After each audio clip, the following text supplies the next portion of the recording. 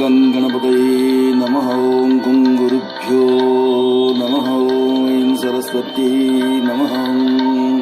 ॐ सुमुखश्चैकदन्तश्च कपिलगजकन्नकः लम्बोदरश्च विकटविघ्नराजगणाधिपः धूमकेतुर्गणाध्यक्षपालचन्द्रगजाननः द्वादशहितानि नामानि जपटे शृणुयादपि सर्वकार्यसमारम्भे विघ्नस्तस्य न जायते।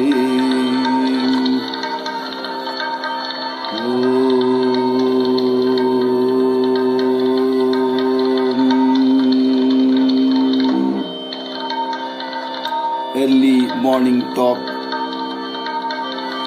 by worshipful Gurudev Sri Swami Chidananda Maharaj on 28th October 2000 in the holy Sivananda Ashram. Everyone's eyes were fixed on the door where Swamiji was about to enter. It seemed as if everything had come to a standstill. Swamiji was back in the ashram after nearly 6 months and his devotees were filled with joy. Swamiji entered the Samadhi hall of worshipful Gurudev Sri Swami Chidananda Maharaj and offered his pranams at the sacred Samadhi shrine. The overflowing love and devotion of the devotees assembled in the early dawn was vibrating.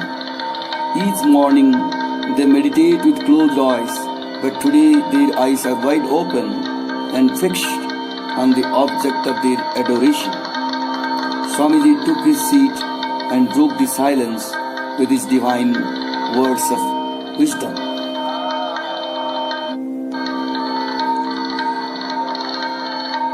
Swamiji started speaking. Radiant Atman, to all of you fortunate souls who have become awakened and aware of the sublime spiritual purpose of human existence, my humble salutations and greetings to you all, and may you become established in a state of wondrous illumination and enlightenment, in a state of absolute peace that passes understanding, and a state of total liberation characterized by indescribable, ineffable divine bliss, immeasurable bliss, eternal bliss. Eternal bliss is not somewhere, sometime. It is something which is always, and therefore it is here and now. If it is here and now, then why are you not all dancing and jumping, shouting and laughing, always in a state of ananda, of bliss? Why? That is a nice question, so you had better try to find an answer to it. You should try to find the answer, because if you do not find the answer to this question, the reason for this strange situation, and remove it, then there you are. As they say, the goose is out of the bottle. It's a famous story.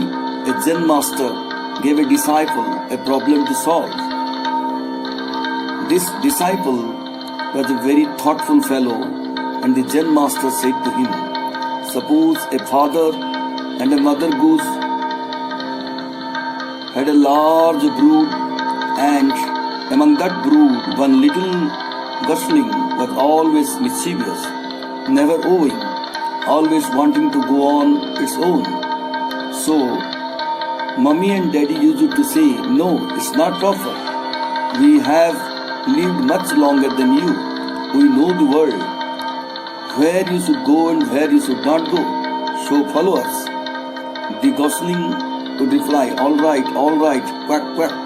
And then, when all were going one way, he would turn around and go somewhere else. One day, the little gosling wandered into a farmer's barn and hopped into a little heap of hay and then onto a shelf where a big bottle was lying on its side. It entered the bottle and was very happy. He could see everything. Then a little later, he wanted to leave, but he didn't know how to go in reverse gear. So he grew up inside the bottle. He became bigger and bigger until he could not move. He was touching the bottle on all sides. He so completely filled the bottle that part of his tail protruded out of the mouth of the bottle. So the Zen master said to the disciple, "Get the goose out of the bottle and mind you, don't break the bottle. I want the bottle intact and I want the goose out of the bottle alive." Hours passed, afternoon came, twilight, sunset, night. The Zen master didn't move from his place and he didn't allow his disciple to move.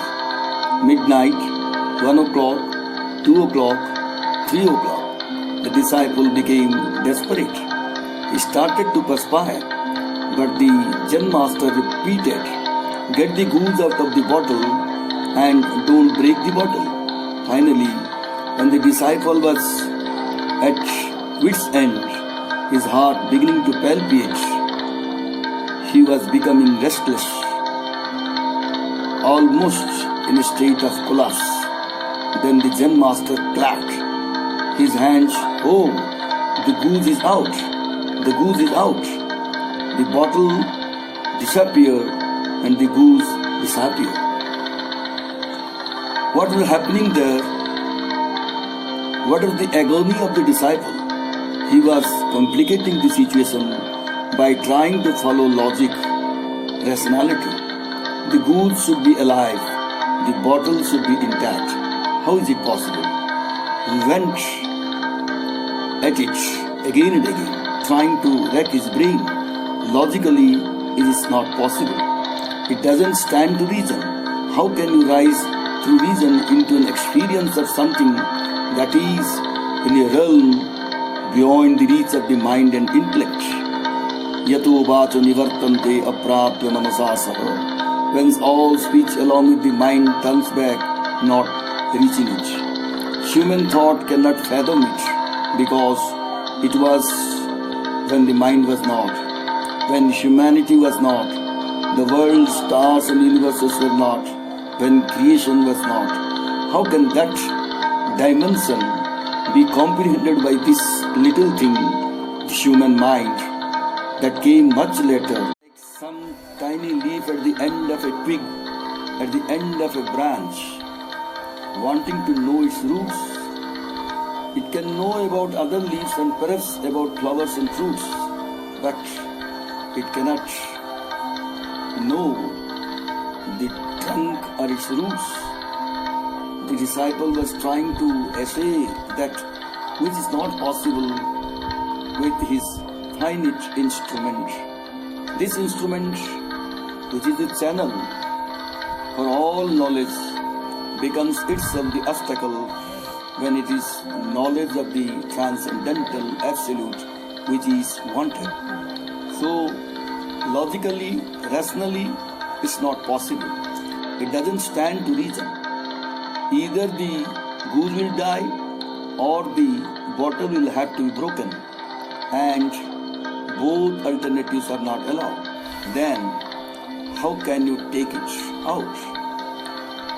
There is a way out which has nothing to do with the cone, which has nothing to do with the bottle and nothing to do with the goose either. It has something to do with you. You have to wake up. That is why the Zen master didn't answer the question. On the other hand, he gave a great clap with his hands and shouted, "The goose is out." Now, this is not an answer to the question. It is irrelevant and inconsistent, but it solves it. In fact, it dissolves it. The disciple's whole plane of being was transformed by that clap. That clap simply brought the disciple into the present moment. It was so unexpected. Suddenly, he is brought from the past, from the future. Suddenly, for a moment, he forgets the whole problem. For a moment, time has stopped. For a moment, the mind is stopped. For a moment, there is nothing. The master, the sound of the clap, and the sudden awakening. In that very moment, the master says, see, the goose is out. The question is dissolved. It is dissolved when the silence of the master penetrates the silence of the disciple. When two silences meet and merge, then immediately there is seeing. It is a transmission beyond words, a transmission of the light. If you want to reach the roof, you have to climb with a ladder. But after you have reached the top rung of the ladder, if you stay put on the ladder, you will not attain the roof. The ladder becomes the obstacle. You have to leave the ladder and leap onto the rooftop. You cannot stick to the ladder. You must leave it. You must take a leap.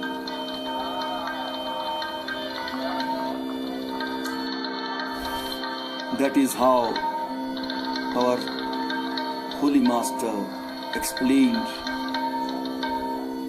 the deep intricacy of spiritual sadhana and how we can reach the highest and supreme state of blessedness and blissfulness with the grace of Sadguru. Hari Om Tat Sat.